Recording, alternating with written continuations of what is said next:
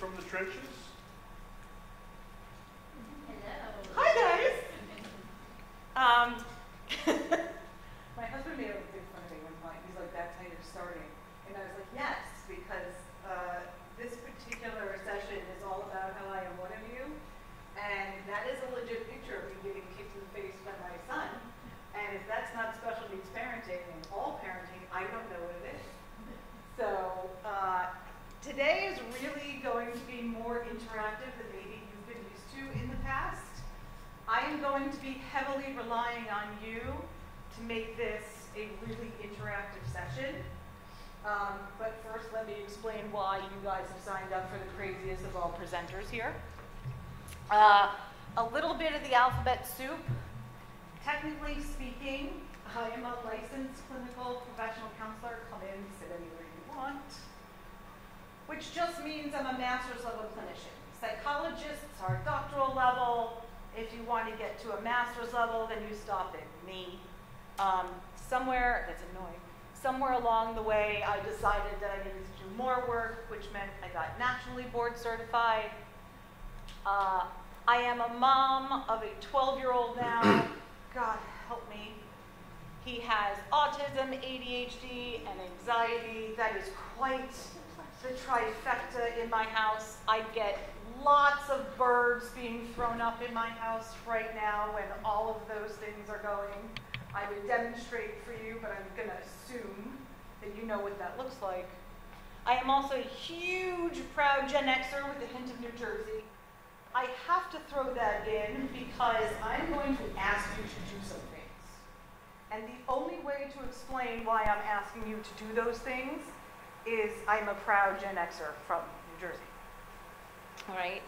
In all of these presentations, I need a sound check, not for him. Here comes my heckler, ×2. I don't use microphones. Yes. Thank you.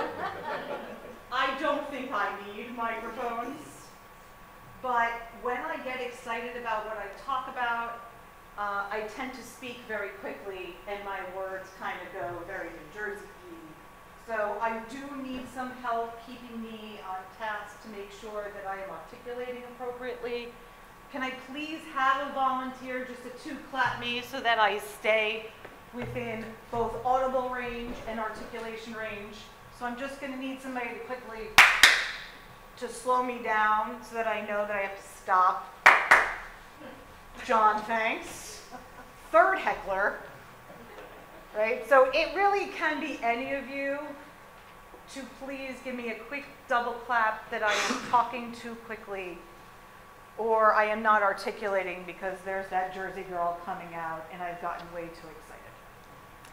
The other part is, with the exception of this slide, which I am only now recognizing has way too much visual clutter, everything should be relatively good for ADA compliance for visualization. My lawyer has made me put that other thing on there where for intellectual property reasons, when I do post these to, what is it called, Huvo, Wovo, Wevo, Uvo, whatever is going on technologically speaking, I'm going to post these slides for you at the end of this. My brain somehow owns this. So go ahead and use it, talk to your friends about some of this crazy stuff that you have heard, but it is not able to be published amongst anybody but us. So it's mine. All right, time for the fun. Tic-tac-toe. For fun, I'm going to team you up, you people versus you people, because we are going to have to wind up sharing some things. And why not start with, some interesting tic-tac-toe games stuff. So for absolutely no reason, you people are all on team X, you people are all on team O. Okay? Somehow as a team, figure out where you would like to go. I can see it's a little difficult to read, so I can help you out if you tell me where you want to go, top left, top right, or whatever. Team strategy, let's go. I'm going to start with Vasco because I think that is in my best interest. Top left says, nice.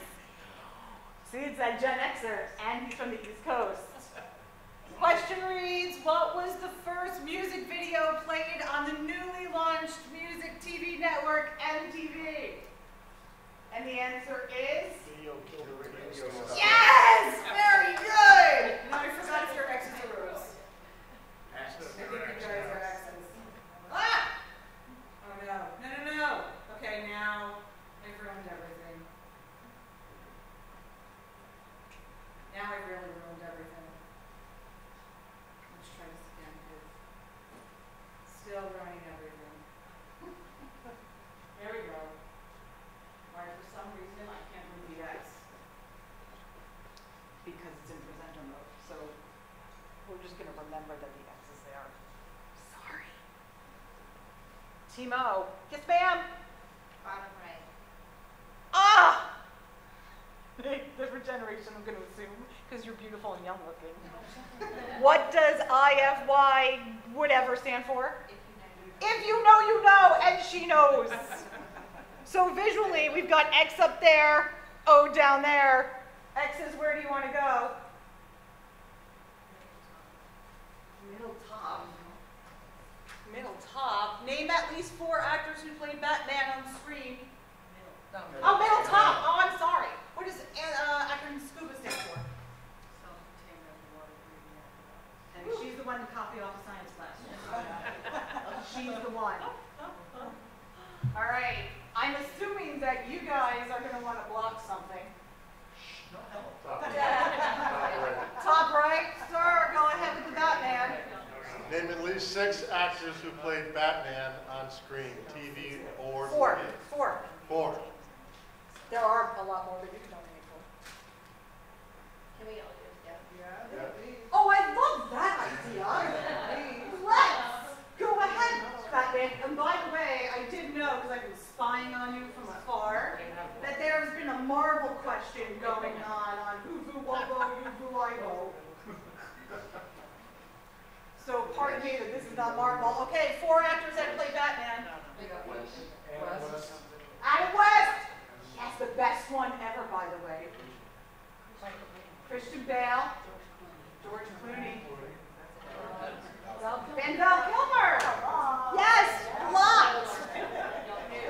Okay, and just so you know, visual people, there is an O there, and there's an O here. In case you X people want to think about this bonus. Right? Not that I'm giving the X people any hints, but you might want to block. Somebody's Googling.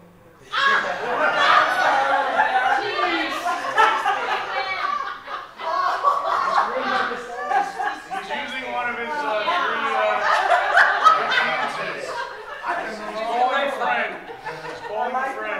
I warned you what happens when you put the Jersey girl in charge.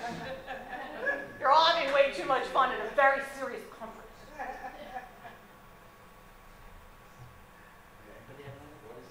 Does anybody know? What is the riddle of the Sphinx? So this happens in every conference. I told you from the beginning I was part of your team. And nobody has asked me. What is it? Yes, ma'am. Thank you very much. I'll play, because I told you from the beginning that I am one of you. You see how I set you guys all up? I set you all up. The riddle of the Sphinx comes from Greek literature. I'm a reformed English teacher. And that is what crawls on all 4s in the morning. Is that right? 2 feet at noon. 2 feet at noon and 3 at night. And the answer, Googlers? Man. Okay, the neurotypical one, by the way. Okay. No reason to keep playing, because I just made my point. Which is, y'all forgot I was one of you. Okay? Here's my people. They are also one of you, because this presentation is about being parents and having kids. So my teammate is now one hell spawn, the 12-year-old right there. Right? So Joe, my husband, is just as much part of this presentation up here with me as if he was next to me. Right? And sometimes when you're dealing with me, like you guys all figured out, it's evil genius part of me. So you will get the part of me that is therapist, you will get the part of me that is teacher. That's the last warning you get. Okay, here's our plan. Besides the fun that we've already had. Face a realistic challenge about actual parenting with an atypical kid. This is not the room where we're going to talk about silver linings and things we put on Facebook and social media stuff, and it's all going to be okay. We might get there, but this is where we talk about honesty and truth about what it's like to raise a special needs kid. We're going to learn some strategies, both practical and professional. I promise you I'm going to give you slides, but you can take as many pictures as you like. And I expect you to ask me questions, because I'm going to have to ask you questions. Some of the things that you guys are dealing with, I'm not. So I would like to learn as much as I would like to teach today. So please help me understand. All right, first thing, big question. Is it easier to stay inside? Okay, perfect example. Yes. Right? Absolutely. Perfect example, right? This is the same kid. There's a place in Schaumburg, I don't know if you know it, John, called Bison's Bluff. It's a nature preserve. And like all parents in the summer, we try to find somewhere to take the kids where they're exhausted, wasting time, cool them off. So Joe and I found a place to take Jacob when he was 5. There were kids there. Clearly every parent had the same idea we had. But gee, which one of those kids was atypical? Mine. That felt horrible. I can cry now. By the way, I probably will cry sometime during this. Just keep filming when I cry. It's fine. Edit it later. I need to see that too. Yeah. I heard of that. Yeah. All right. Thank you for that. Right? When Jake is inside, that's also my kid. By the way, taught himself how to play guitar. As you would imagine, knowing me for what, 15 minutes, I have no ability like that. This is my ability. I don't have that ability. On the inside of my house, my son is going through milestones and doing things that he could not do. You know how much OT that took to do a guitar? I don't, because I don't have any guitar skills. But he did it. I have no idea how many hours of OT that took. And how much self-confidence and self-esteem it takes to play dress-up. That's imagination. I didn't know he had imagination. Ask a teacher. He has no imagination. But then I take him in public. Now, I know how many kids are supposed to be on the spectrum. Why is it no other kid in public ever looks like they're on the spectrum? Why is my kid the only one? But somehow I'm supposed to go outside. What that translates to, how often I'm in grief and loss. Now, grief and loss is not the same thing as death and dying. But grief and loss does trigger loss of expectation. I expected that maybe if I go out and Jacob is around other kids that are playing, he'll play too. What? Jake doesn't know how to play. I expected that maybe I had enough gas in the tank to not look at every other kid. Delusion, Amy. I like this infographic a lot because psychology does a lot of things well. What psychology does really, really well is throw stages at people. You're supposed to go through stages. So I like this a lot because that's really what it looks like. And that's what it's like when we play that game of Inside Out all the time. stay tuned for a little psychoeducation, because that's based on what I think most people think of with grief and loss. That's that Kubler-Ross nonsense. So I'm going to do a little bit of psychoeducation here. Most people think of grief and loss as those 5 stages. Kubler-Ross actually was a woman who published on Death and Dying in 1969, based on thousands and thousands of interviews that she did of people that were terminally ill.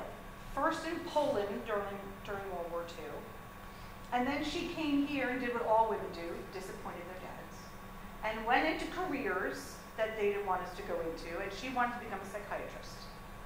So she came here, like here, University of Chicago here, and went to this University of Chicago hospital where she interviewed people on the psychiatric floor that were dying.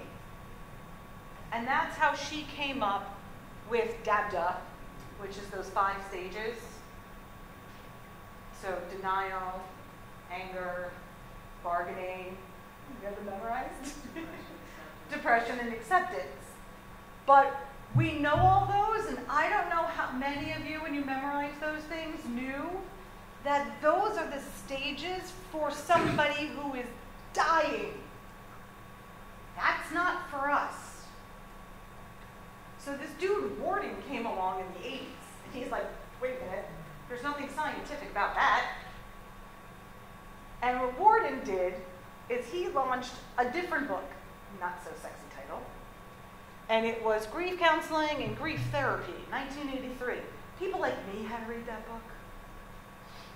And that was based on researching reactions from people that actually still had to be alive after somebody died. And that was based on feelings, physical sensations, cognitions, which are thoughts and behaviors. And he came up with something called TEAR. And those are the tasks of mourning. Here's what you have to do if you're constantly in mourning. Amy, party of one, your table is ready. And the first thing you have to do is accept the reality of the loss. Jacob is not a typical kid. Even when he looks like a typical kid, he's not a typical kid. In my house, that's me and Joe going, is he faking autism?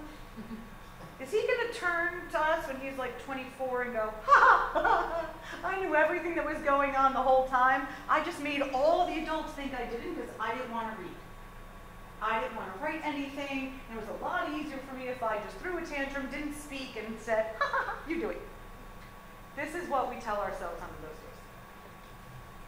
We have to accept that whether it looks like autism or not, whether he is speaking that day or not, whether he's throwing a tantrum that doesn't seem to end because in my right hand to God this just happened. He wanted to take his shower at 3:30 and the bus from camp did not come back in enough time for that to happen. So the tirade and the slamming of the doors and then the cycle of the testosterone of 12 kept going and going and going happened. That is my reality. And I gotta just suck it up. And this is where I suck. And keep in mind that first-ish slide, I've got a master's degree and 30-something years in this profession. And I went to like Northwestern, which is a pretty good school. And like, I'm pretty smart, but I still way suck at this experiencing pain thing. So when I come here in this room and like I'm the one that stands up here, I should really be the one that's sitting here because I would like the answers. I don't know how to experience this pain any more than you guys do. But this is what I need to learn from you and what I'm hoping we can maybe start learning together. How do we experience that pain? Every time we try to go outside of our home where we can see how great our kids are, where like it's been, I can't count how many hours of speech or not speech, but we know that look that means I love you. Awesome. So We have to sit there and just feel the pain, sit in it. Then we have to adjust the new environment with the kid we have. And for moms, not the kid you thought we were going to have when they were cooking. This is where I tend to side with moms a little bit more than dads. Sorry, dads. You will never understand what it's like when a kid is cooking. Every kick, every movement, every whatever, we planned their whole life. All of it. I'm sure, dads, you did too. This is why I'm saying when Joe is able to come to these things with me, he gets to go through his thing, which is like what Dad thought he was going to be able to do thing. So I do acknowledge that Dad has things, and then like I get to throw the funny story in there that my husband's a paramedic. So he used to come home, literally scraping people off cement and putting them back together just to get them to the ER. And he would come home and I'd be like, what did you do today? And he'd try to tell me the story and I'd be like, ha! I make a leg. I would. There is also science that says that whether or not you completed a pregnancy or not, all of that DNA stays in your body as well. So I had 2 pregnancies, one of them stillbirth, one of them Jacob. I had all my daughter's DNA still in there. And then I got pregnant with Jacob. Jacob has his daughter's DNA in there because she's still in there. So there's just something that they know. Oh! Son of a gun! That's what happens when I don't pay attention. And then somehow, good for everybody showing up today, you are reinvesting in your new reality. Thank you. That other slide, which has got way too much text on it, which is why I'm going to send it to you and not talk about it. This is amazing. There is an organization in Oregon. We have one here in Illinois. It's called Little House. I'm sure there is one in your municipality somewhere where it is for kids who have suffered loss. And this place in Oregon is the Dougie Center. And the kids put together their own basic Bill of Rights of how they want to grieve. And I think what's great about this is amongst all of those things, they basically was like, 1, we're grieving our own way, and 2, stop decorating the truth for us. We want to know. So I've got a patient that I work with as an advocate, and she has a disease called MOG. And MOG is really the kids' version of MS, which I also have. I am like, if you've ever seen the movie Twins, I'm like the Danny DeVito character. Like I've got all this stuff that kind of falls in me.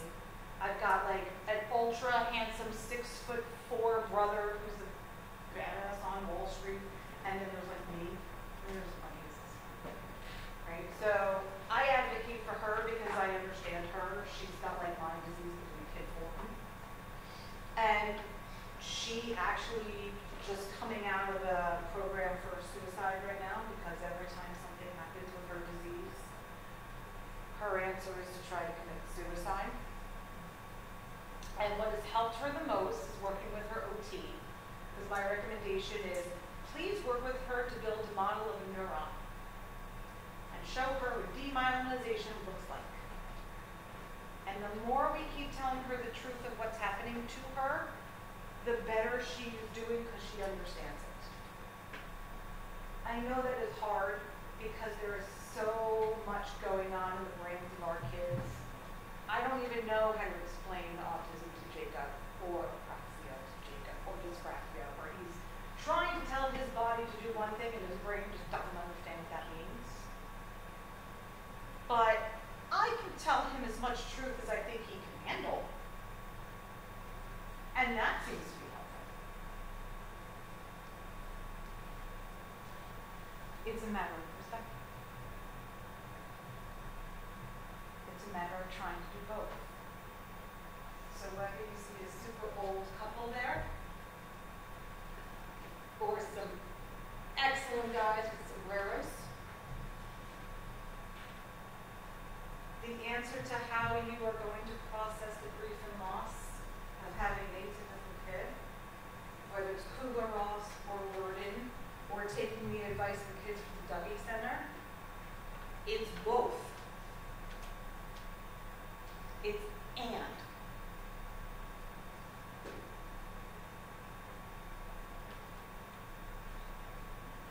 Remember that guy from Junction Junction? Did I warn you about the Gen Xer? It always pop up here. Right? It's both and. You guys need all of it in order to survive this. Okay. This is a lot. But like I warned you, there's always a stage for everything in psychology. So the and stuff is called dialectical behavior theory, dia meaning two. And that's just all about trying to figure out how to have two emotions at the same time. Jake's 12. There is no 12-year-old on the planet that's likable. Not one. At some point in my educational career, I taught middle school. How dumb and masochistic am I? But then, at night, he'll cuddle up with me and watch some files. Oh. Too late, buddy. I can't stand you. Do you know what you did to me all day? Nice try. And by the way, you stink. Does that shower you just took on your own because I can't shower you? It's so inappropriate. You are 12. I know there was no soap involved. You soaped. You did not soap.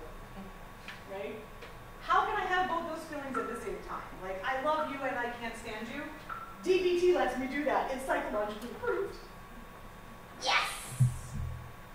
This is how we do it. So when you are stuck in this situation where how do I love you and hate you at the same time, and by the way, you've been doing this forever because you all have mothers. We love them and hate them at the same time. Hence our own teenage years. Okay? The first thing in my office that I do when I teach this to patients, it's stability. It's crisis mode. So the first thing to figure out is, how can I give you any sense of control when everything the world is telling you is you have none? So my first job is to get you stable. Because you're doing this. How can this both be true? I don't. How can, and I don't, and I don't, and I don't get it. So my first job, stability. The second one is to figure out what is the thing causing you pain. It's not Jake. It's not your kids. Is it the world is unfair? Probably. Okay. Back to the mom things. There's a big shame component if you're a mom. Because somebody sold us a bill of goods. Keep the baby safe in there for 40 weeks. And then you learn, what did I do wrong? Did I not take the vitamins on time? How about my diet? Did I not do that right? Did I choose not to nurse? Maybe I didn't nurse long enough. Maybe I didn't eat the right things. So again, sorry guys, but there's an extra poop storm on a mom. Then if we can somehow get through that, and again, it sounds so like Worden, right? Because we have to experience that pain. We can't gloss over that. If somehow we can confront what the source of pain is, then we have to go through creating life under new terms. You're in charge. Not ACC, not DCC, not ASD, not any other combination of letters that doesn't naturally occur in the alphabet. You're in charge. You decide what happens. And if something is going to get in your way, okay. But you decide. There are optimistic exercises like goal setting that happens there. And sometimes goal setting about getting up and getting out of bed. Fantastic. Yesterday, you did nothing. Today, you got up, you got out of bed, you brushed your teeth, and then you went right back in bed. You did 3 things. In my office, I treat lots of trauma patients. A lot of military trauma patients come to me. Don't know why. Maybe it's because I look so green. But what we work on a lot is beat the clocks type stuff. If you can't do something for an hour is a super long time, have it. About 30 minutes. Too long? Do it for 15. Then math gets fuzzy, it's like 8.5. Okay? As long as you're in control, you start winning. And then maintenance, which is actually the hardest part, because maintenance means you're vulnerable again. You're vulnerable to that spot where it seems like you're in control and you've got this. But if we think about that Kubler-Ross stuff, it just means that you're about to get knocked down again. Thank goodness for Chumbawamba, because they put that to music. I get knocked down, but I get up again. Come on, I went out of my Gen X comfort zone. You gotta get it. All right. Okay. Special needs math works like this, and only special needs math, especially if you use DBT. 3892 amount of times I thought I couldn't handle this as a special needs parent, and then because it's only special needs math, which my kid can't do, 10,543 times I know it. You guys have done this more times than anybody else. Okay, it's break and question time. I use this in my office all the time to check in once I've like really loaded up people, because it kind of feels like the duckies. So this is where, like, if you need a brain break, you should take one. If you want to ask questions, this is, I just loaded your body down. So if you can, if you are able, please do something to your body. Get up, stretch it, shake it, do something. Go, Flash! That splash medallion on drum. Do something. Shake something. Something. There you go. Hear my voice where you are. Take a train. Steal You a gotta do something. of the frame. Yeah. And the star. Oh my God! This is what it means. Catch a breeze on your hands, on your knees. Swim or fly. Come back to me. On a jet with your hair in a net or a tie.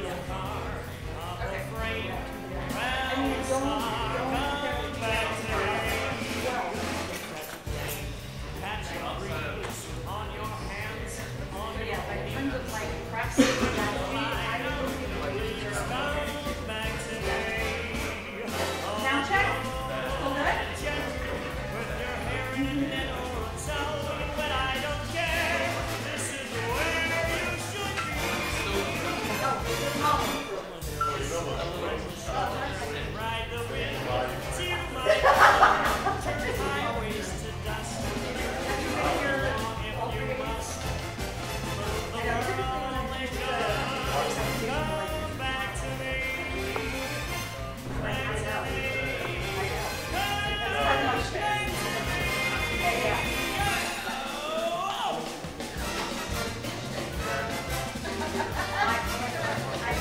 The only way I know how to be.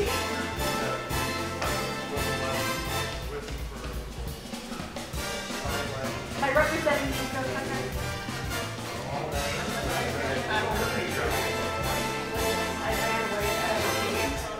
No way.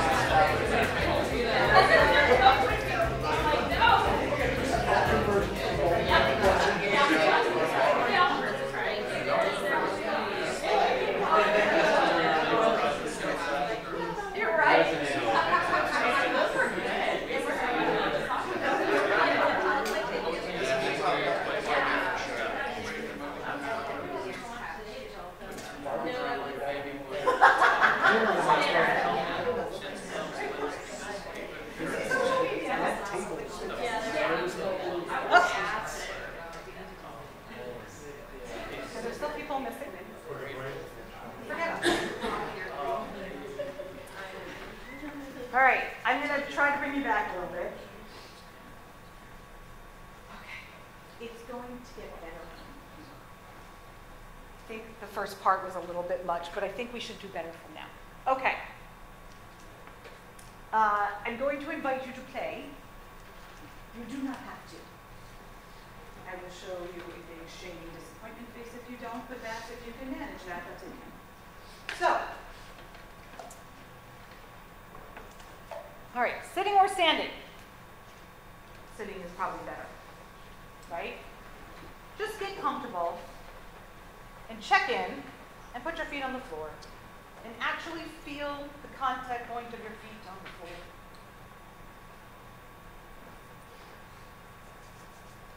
See if this works? Okay.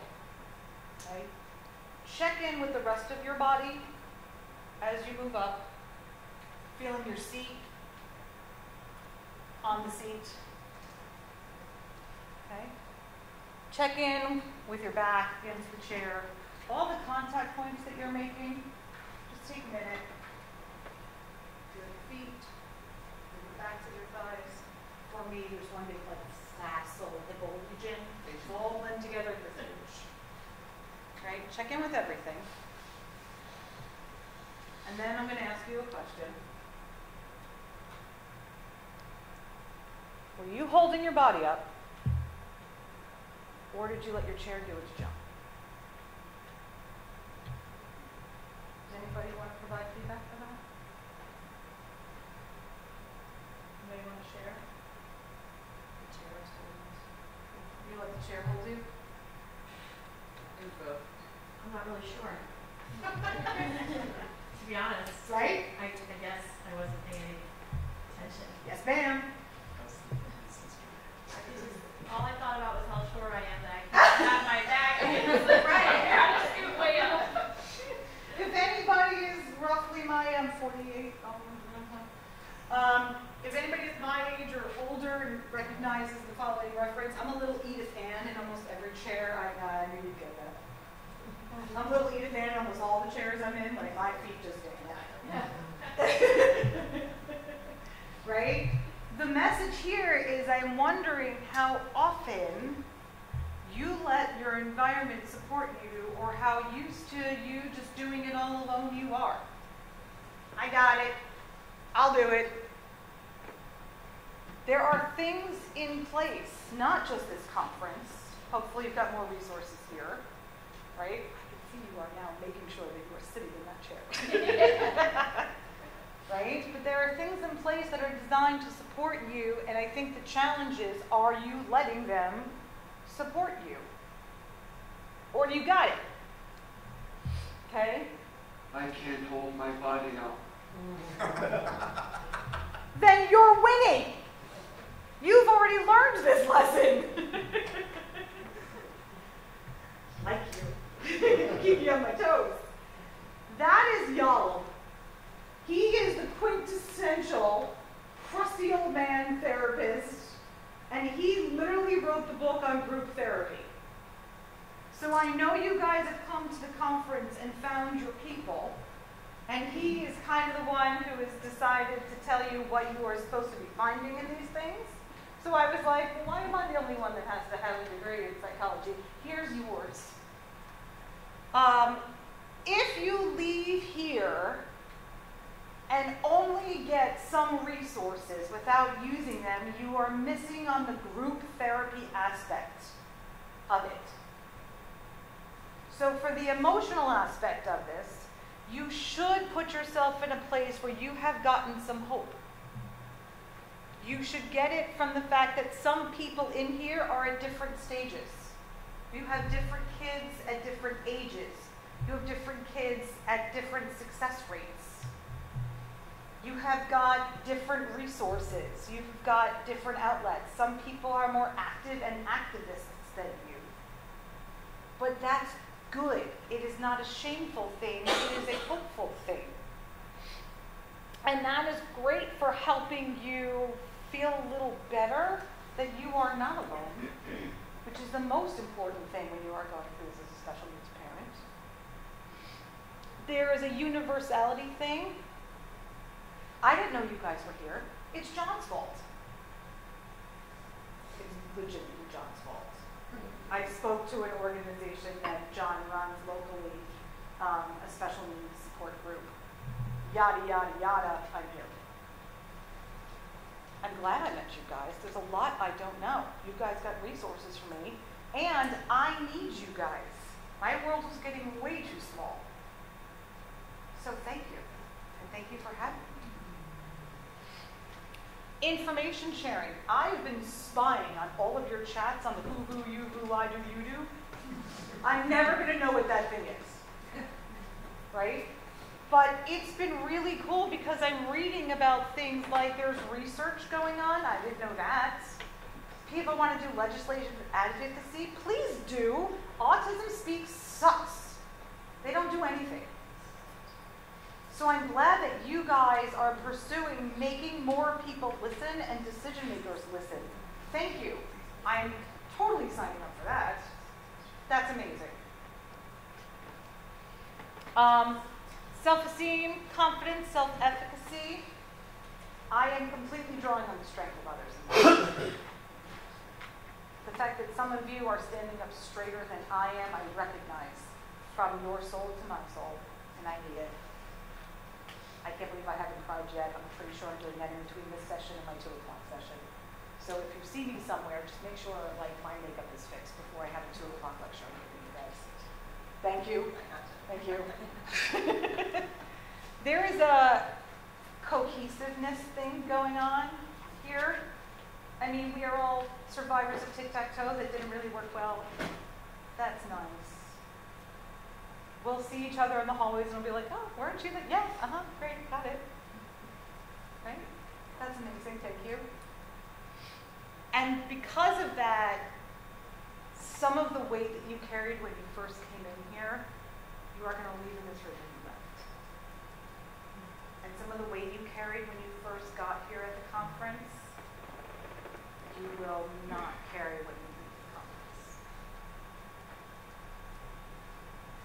That's the emotional group therapy that you guys are taking with you. It's not just the bags.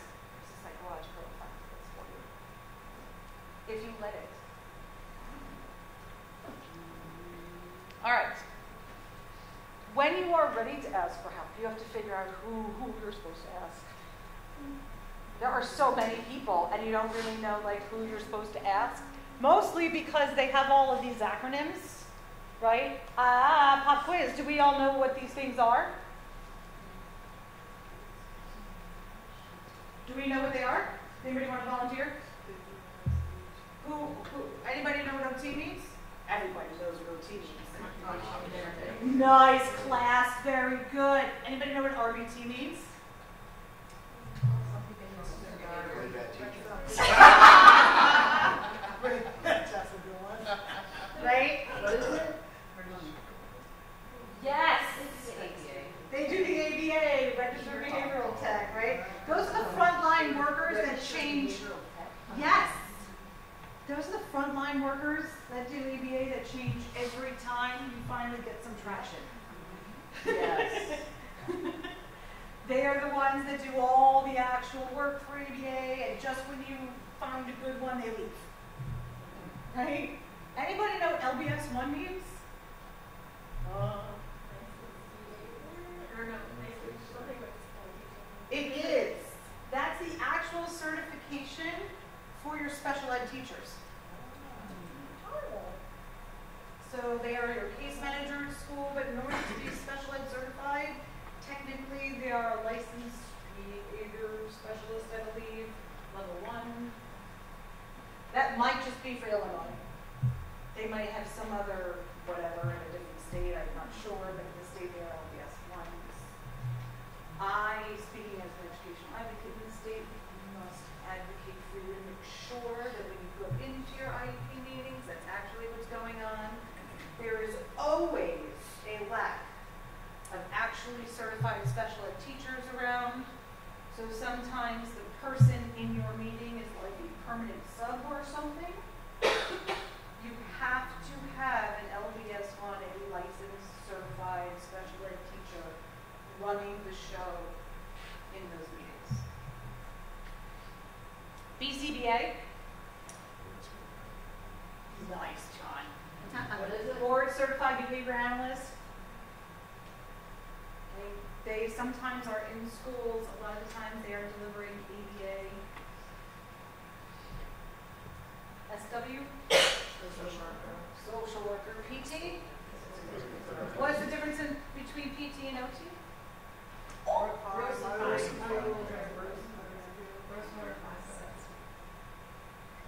There's a lot of like, maybe kind of, yes, you are all right, except for you are all not right. One has to do with daily functioning, daily living, and navigating the space safely. And one has to do with like the art form of living. So can you make it around your house, around the school safely? And then that's PT. And then like, can you do it efficiently? That's it. One letter. Pardon?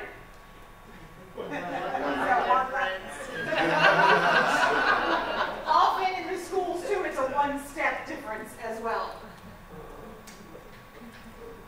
If you're trying to be my favorite in class, you're doing very good. Okay, so this is what our lives are, right? We are all like, I have a problem with my kid. Who am I supposed to call? Pick somebody from the alphabet soup. Because that's the way it works, right? Jacob, look at my kid with 4. Come on, who doesn't love a bunch of accessories? Jacob's day at age 4, he went to school at 8:40 to 2:40 at age 4 with a special ed teacher getting speech, OT, and social work. And then, because we're masochists, oh, that would make us sadists, we took him to ABA, where they use specialized words like manding and tacting. Manding means asking for it. Tacting means labeling. Give me a break. With an RBT and a BCBA, he got more SLP and more OT till 6 o'clock. He was 4. Okay? Or, is this more of a typical day? Because according to SesameStreet.org, which I love, love, love, love, love, love. So here's the thing about Sesame Street. A study came out a handful of years ago that said if you cannot afford preschool, if preschool is not offered, and you just show your kids Sesame Street, there was a longitudinal study that showed that the educational and social emotional impacts of only watching Sesame Street from 0 until school age were exactly the same as sending them to schools. Exactly the same. If you go online right now to sesamestreet.org as a parent, they will show you videos, they will show you what a typical kid should be knowing and learning for math skills, for reading skills, for social emotional skills, how to incorporate grandparents, what if there's a step parent, how do you talk about this, how do you talk about that. It has everything you need for typical kids. There are also now stuff for atypical kids. How do you introduce those ideas?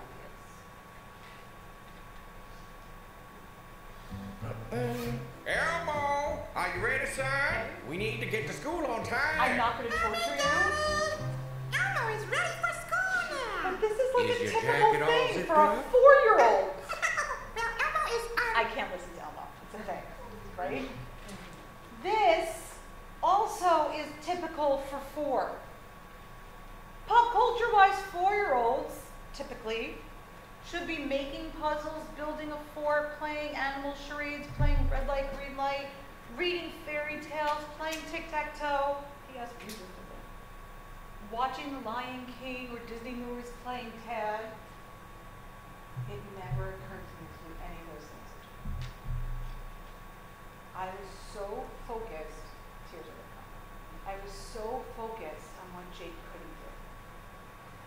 And beyond that, terrified that if I didn't put all of Jacob's time from 8:30 till 6 o'clock building all those deficits up, he would never blah, blah, blah, blah. That I didn't even teach him tic-tac-toe. He literally just learned it this year at 12. Oops. He doesn't have any pop culture. And then I think to myself, oh, he's got all these social deficits. I didn't teach him things that other kids were doing at that time. I screwed that up.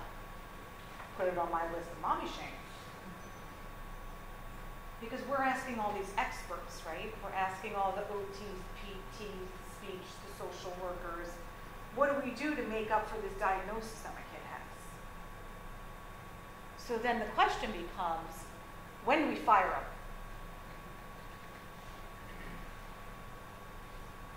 When you don't enjoy going as a parent. Okay, that would have been like the first one. I mean, like, you don't have a good feeling going to these appointments. Like, if I know I'm dreading it, and I'm not necessarily looking forward to it, and I don't have a great relationship with the therapist, I know my son's probably also feeling the same way. Right. Mommy dad? Mommy dad. Because we know your kids better than they do. Okay. Anybody else? Sir? Sometimes you realize you're just not good at what they do, or it's time to focus on something else.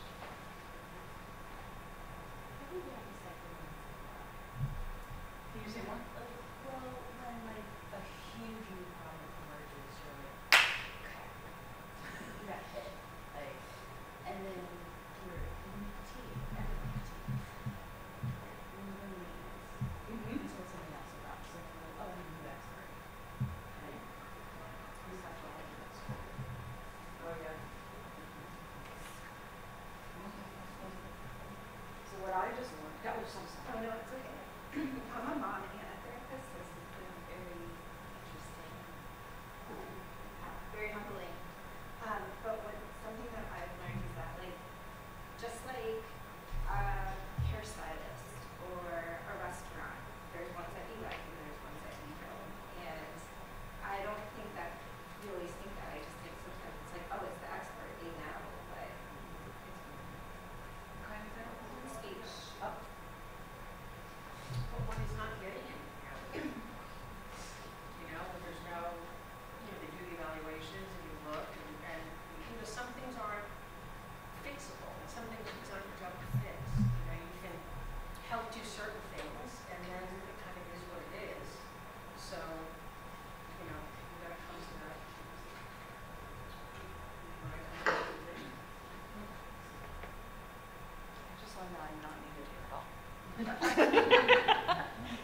guys already have the answer, right? It's trust your gut.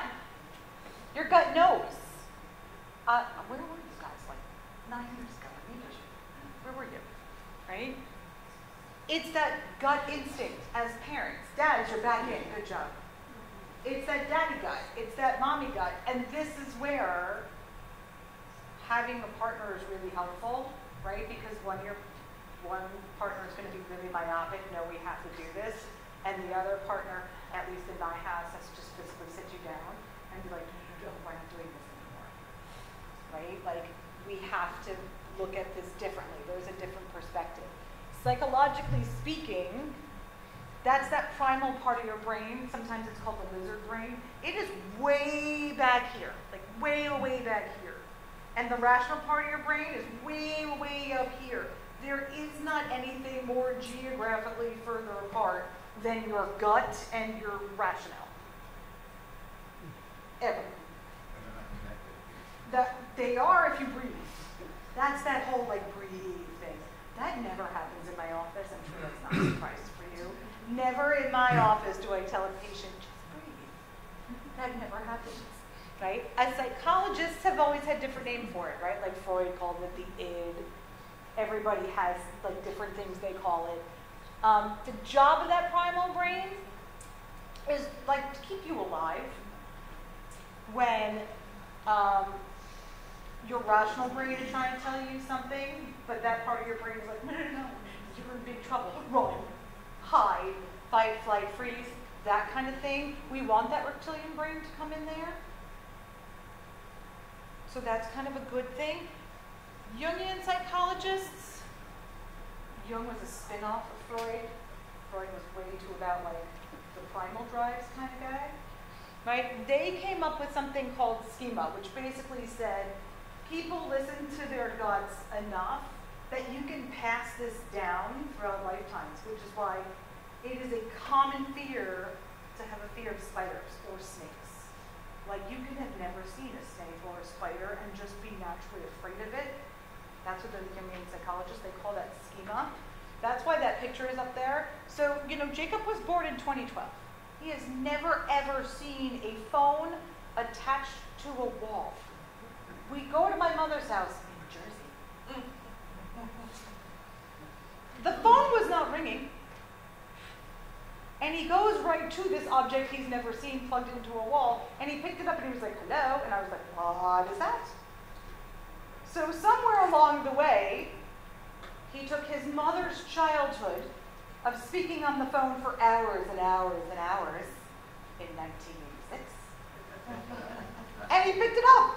And he had some conversation in whatever language he was speaking, babbling at whatever that age was. Right? He kind of just knew. And here's the thing. You guys have probably assessed intuition at some point because your employers have done this to you by giving you a secret Myers-Briggs. It was probably part of your hiring at whatever company you worked for. They gave it to you as part of your employment, as an employment survey to see if you fit with the company. It was a Myers-Briggs test, right? If you are on social media, you gave yourself a Myers-Briggs test by figuring out what Star Wars character you were, right? Or what Disney princess you were. It's that second letter for you. It's like, I'm an ENFJ. So it's that second letter. You're either a sensor or an intuitive person, and here's your intuition. Hate to do this to you, but like we psychologists, scientists, we have dispelled this because we have figured out that one of the primary functions of your brain is just to be a filing cabinet. So when you take those kinds of tests, your brain is only recognizing the pathway that it wants to go down. Who doesn't want to be like Princess Leia or, you know, whatever your favorite character is? Like, I want to be Han Solo.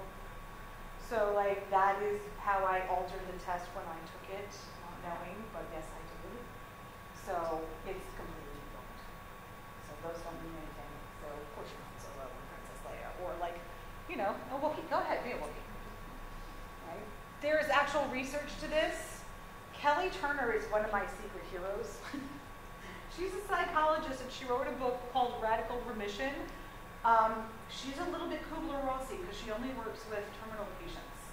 And she did this research where she interviewed cancer patients who basically said, I will find the right scientist. Like, she's not dealing with cancer patients who are taking, like, I don't know, random drugs that have nothing to do with cancer. But instead of listening to the doctors, they just went with their gut. And their health rate and success rate in curing cancer was a lot higher than just terminal cancer patients that only went with medical information at all. It was really, really interesting. Malcolm Gladwell, maybe heard of him. His book Blink is super duper interesting. It's more psychologically based than other business books. He calls it rapid cognition, I guess to make himself feel better, that it was just quick thinking and not psychology. But at the end of this article that Dr. Turner wrote, her conclusion was that people who are advised by their brain but decide with their gut are happier. This is great. Again, I'm not even needed for this part of the presentation. You guys already knew that it's time to change direction when your gut tells you to. And so please continue just to do you. You don't need me for this. All right.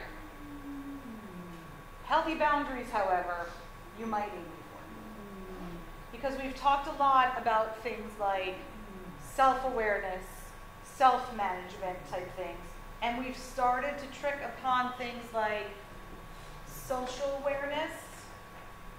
I don't know how much we've talked about relationship management in here, and I'm not going to go where you think I might be going, but I will talk about the elephant in the room in terms of what does self-care look like. Can you back that slide up? I'm just going to take a picture of it. These are all going to be available. Which one do you want? You want this one? Just that one. Sure. Thank you. I'm good, thank you. Okay, sure. What does your self-care look like? Call me all that today. Hot baths. How is that self-care? For me, it's a sensory kind of de-escalation. Glass of wine on the side. On each side. Yeah.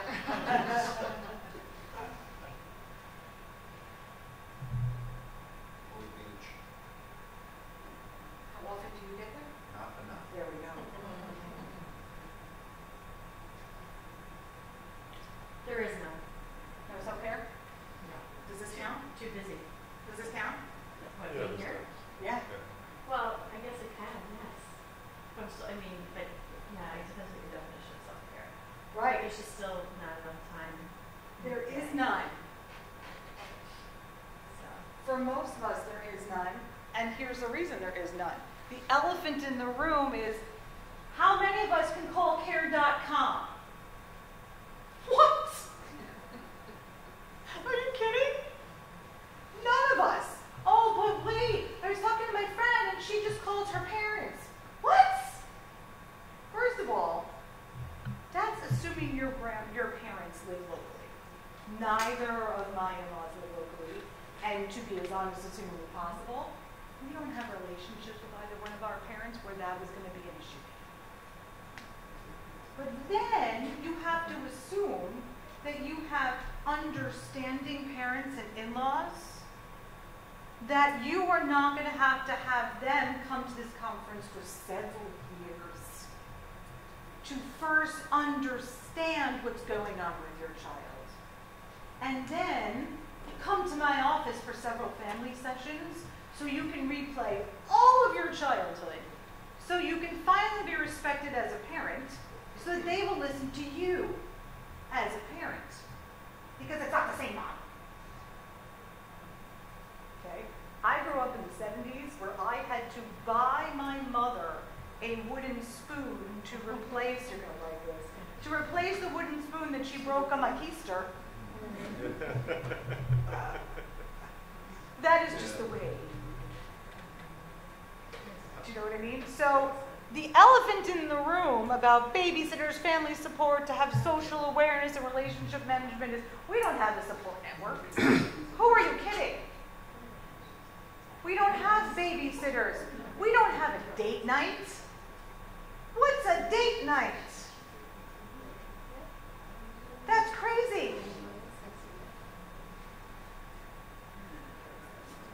Is it more of this? We were just talking about the wooden spoon. Yeah. Right. She said she didn't get it. I done did. her. I said, No. I did. Yeah. And I grew up in the 70s too. I just said that we were so good, my parents got really lucky. Brag, brag, brag. But that's been going to where your parents don't understand with, Uh-huh. with stuff. you I'm know. still not on the part where you didn't have a wooden spoon. Mine was a wooden ruler. Yeah. Something made of wood, right? But I do remember having it break, but I didn't have to go replace it. You had good parents. Yeah. Yeah. But are we all in the same boat where this is the elephant in the room? Where we don't have a support network at all? There is no like, get the cute kid down the street who just passed her babysitting course? How many of you had hired a babysitter in the past year? Oh, jelly. Good for you. Couple of years? Am I just out of anybody in the last couple of years? Okay. You mean for work or for fun? I don't care. Right? I think this is tricky for us. It's kind of like, when I was teaching and I was like, why would I write a subplan? That's crazy. I could just push play on the movie myself. That's just insane. A couple of years ago, they actually, 'cause my profession likes stages and assessments, so they came up with this, a parental burnout assessment. I don't even want to know what my score is. And there's 3 sub-skills. Emotional exhaustion. You're emotionally drained by just being a parent. P.S. This is for typical parents. Luckies. Emotional distancing. I'm just going through emotions. Right? Like, okay, I'll go upstairs. I'll help you do this. Like, I'm going through it, but I'm really not there. And the last part is the loss of parental accomplishment. A decrease in perceived parental accomplishment. Perceived. That's what I meant. Freud. It doesn't feel good to be a mom or dad anymore. My best friend told me at one point, you can do anything as long as you know when the end point is. I'm pretty sure she was talking about labor at that point. But that's the analogy. You can survive anything as long as you know how long you have to do it. I'm a special needs mom. How long do I have to do this? I don't know. 30 whatever. My husband and I just did our estate planning and we had to set up a special needs supplemental trust thing. Forever. And now I have to think about, well, what happens to us if something happens? Do I just set up a fund for a group home for Jake? Who's going to take, I don't even want to go down that road. That's somebody else's presentation. Not mine. Forever? I need a break now. So real talk, and I do this to my patients all the time, there's 168 hours in a week. And my patients will come in and they'll be like, well, I don't think I feel any better. And I said, well, what have you done between last week and this week? You're only here for an hour. Crickets. You expected change? And I'm a former teacher, so I give them homework. Okay. So I guess these are some questions. Answer or don't answer, but you know I'm going to make you answer. How recently did you have a date night with your partner? How many times per week did you unapostrophe yourself? Here's the apostrophe, right? I'm Jacob's mom. I'm Joe's wife. I can't count how many people I'm a therapist to. I can't count how many people I'm an advocate for. I'm a daddy's girl. Right? I can apostrophe myself from here to two. I can't tell you the last time I sat here and was just Amy. much lost touch with that girl. I don't know. How often do you think about your goals? What do you want to do? I don't know. I spend all my time thinking about my patients or my clients. I just had a full-fledged breakdown because I forgot I was supposed to be working on my own son's IEP.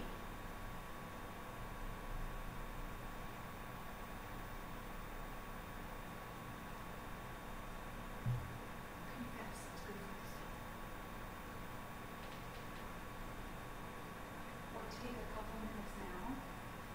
Think of a personal goal. You used to do this stuff when you were young. People threw the word selfish at you as if it was dirty. Take a minute. Be selfish.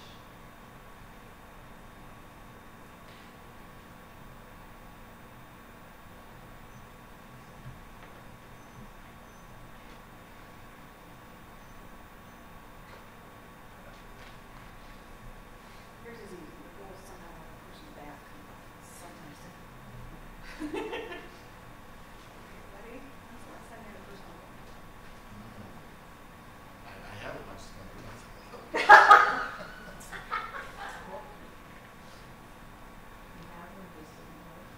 He has him, he just doesn't do anything with it. Yeah. I think it's hard to sometimes find goals. Like I think I'm an ambitious person, but my identity outside of being a mom and all that I have going on at my house, I don't really know what my true interests are, or passions, because I'm no longer working due to, and even if I was working, I don't think that was my passion. So Can I interrupt you? You're no longer Yeah. working outside the home? outside the home. Thank you. Correct. So it's hard for me to think of goals because I job like something I feel like. Right. You might want to reconnect to your pre-mom self. Ask that girl what she was doing. Or you might want to steal somebody else's. I hear hot baths are good. I like bats. I like bats. That's a good goal. Telling you. It could be worse. Your spouse could have it, Alice. You don't have it like that. Reality check. Something for you guys to think about if you haven't thought about your personal goals. You know what's hard? I remember my mother, my mother died about 25 years ago, but I remember her philosophy in life was the goal as a parent is to raise independent children, right? So one of the hardest things for me, and also, I've always been kind of an intellectual. I'm a lawyer, I like to read, that's always been my thing. So what's been hard for me is that's not my son, and that's not going to ever be my son. And the idea about your whole goal as a parent is to raise an independent child, I don't know about that.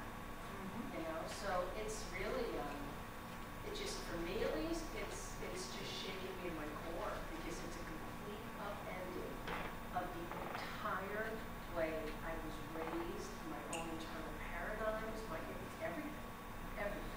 So it's, I can't just, what are your personal goals? It's kind of like, are you kidding me? It's just such a sea change, and it doesn't end because, it's hard to come up with, all right, when you think that, and then you got to shift to something. How do you do that? It's a complete values Yeah. system shift. It is. It really is. Yes, ma'am. I had a high-speed rollover car accident in March, and I was joking. I'm a forever mom. I can't die, and it took 6 weeks to recover. And it was a vacation because I got to go to PT, and I was like, oh, this feels so good. I felt it, but I think what I took away is I actually don't. Everyone's okay. Not great, but everyone survived. So I'm saying if I had taken a 6-week recovery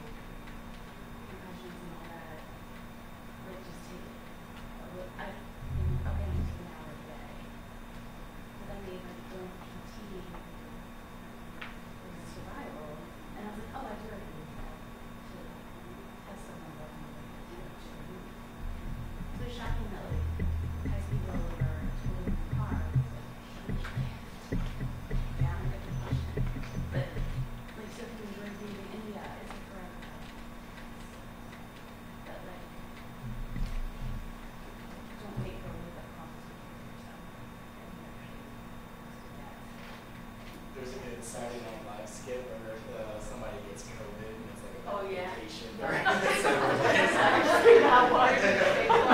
Thank you, COVID. Yeah. Or to say you got COVID. Yeah, right. No, you can't come here.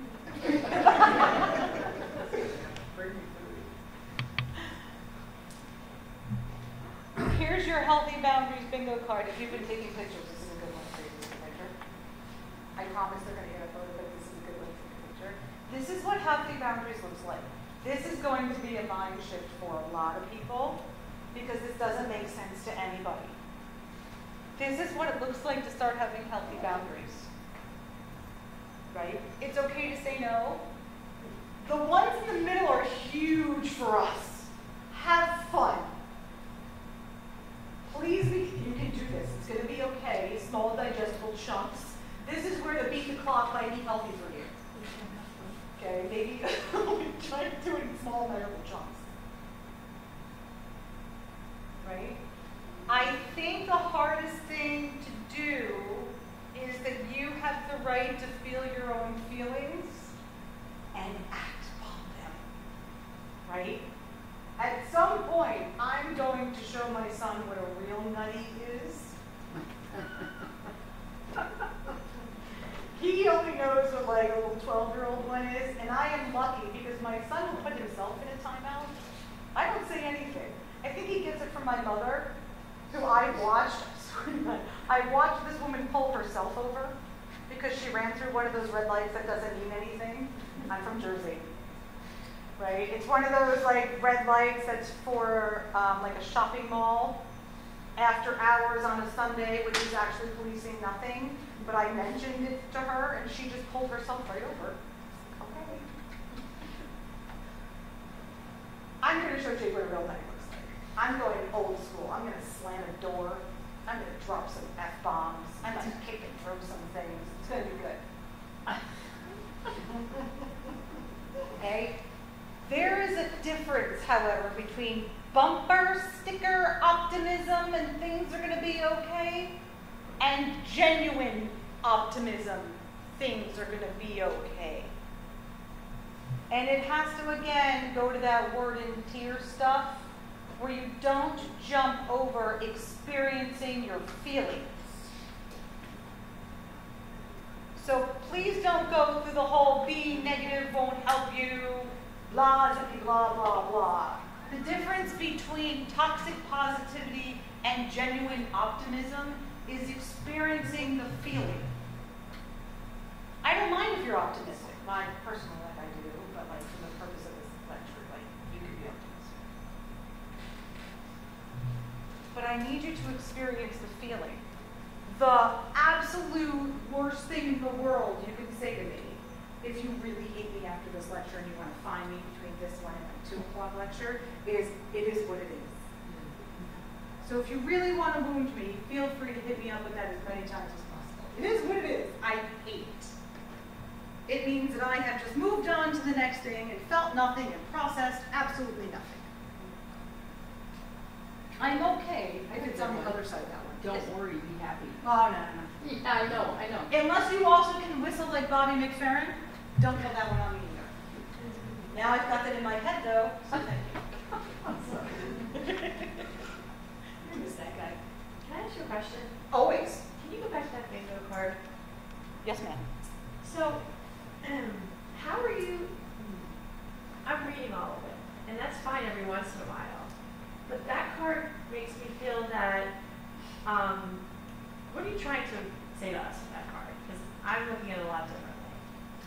I look at it then, if you continue and practice all those, you're going to be alone and you're not going to care about anyone. So the definition in my office for healthy boundaries is how I get to be me all the time and you get to be you all the time. But then how do you work? You're going to have to compromise somewhere. Yeah. And I still get to be me and you still get to be you. Which means that like I have my feelings and you get to have your feelings. So I don't know if you were here in the beginning, but that's like our DBT kind of stuff. But both things can be true at the same time. Don't have to be a people pleaser. Nope. It's okay to say no. right? Like, yeah. Yes, that's what I think that's, I'm looking at it very literally. Yeah. Can I clarify something else? Oh, okay. Oh, no. Oh, I thought you were, okay. No. I think what she we just had a little mini chat. It's just that, you know, if everybody was like this, well then. Be I great. mean, well, I know, but she's taking it But I like don't literally, look at like it. nobody would do anything for anybody. You'd say Here's no. the compromise in, like, if I look at that Yes. in my household, Yes. and if each parent thought that, Yes. then how are we getting anywhere in life? Oh, Yeah. by volunteering to do something for you. It is not my responsibility to take care of you, but I might want to take care of you. Okay. Ah. Okay. Yeah.